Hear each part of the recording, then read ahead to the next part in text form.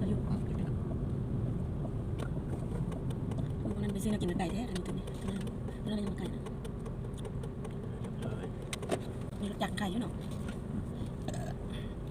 นั่นบ้างลัคกี้แปลว่าโชคดีได้4 2 1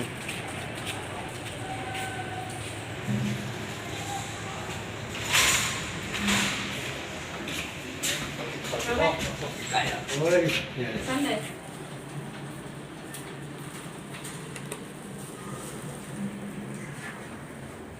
ขี้ยนนี่แหละเราเรียกว่าปั่นขี้ยนขึ้นสันแป๊บ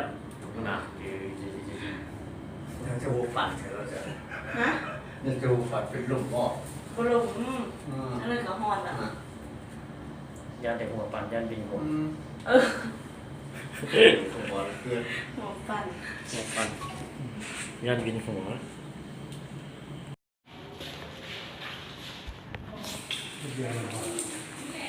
อะไรไป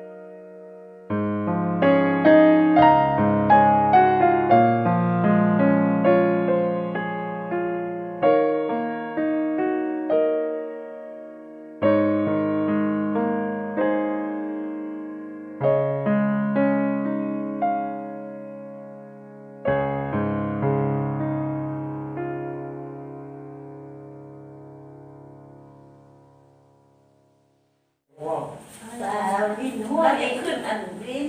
แทนวินว่าเด็กขึ้นแปะซันแล้วก็มาพูดมาเสลีมันสมองมันที่จะคุณ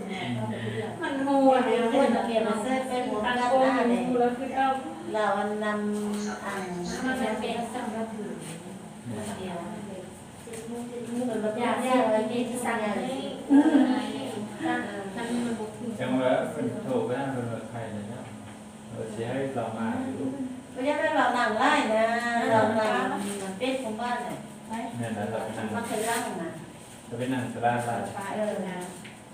โอ้ยนะป้าอันนั้นน่ะที่ว่ามันจะจี้เสร็จแล้วกลางคือบอกอะไรเนี่ยจี้ถึงนั่นเรียบร้อยจุดแรกนี่แหละตัวเต็มมาดูดิดูสิอีกตัวกระดูกตายห่วงเลยไปกันหน่อยหายเจ็บหายปวดแล้วไม่แต่บำบัดให้มันแน่นอนของได้ของเข้ามันจะยังมึงเงียบๆยังไม่ได้เก็บเงินนี่แล้วลูกเจ้าหลานเนี่ยตัง กินข้าวสวยหรือข้าวเซาเลยเอาละข้าวเช้าเนาะกินข้าวสวยข้าวเซาข้าวสารเป็นข้าวสวยข้าวสวยเป็นข้าวสารจะข้ามเยอะเฟื่องฟ้ามาเล่นน้ำตู้เท่าเนาะ